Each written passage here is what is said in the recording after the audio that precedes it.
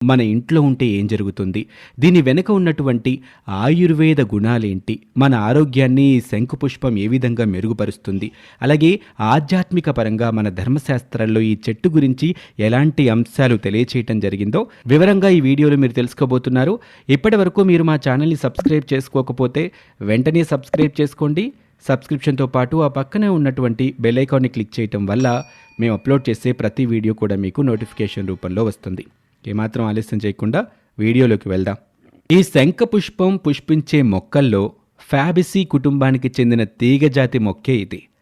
వీటిని సంస్కృతంలో గిరికర్ణిక అంటారు. విష్ణుక్రాంత వృక్షానికి చెందిందే ఈ శంకు పుష్ప చెట్టు.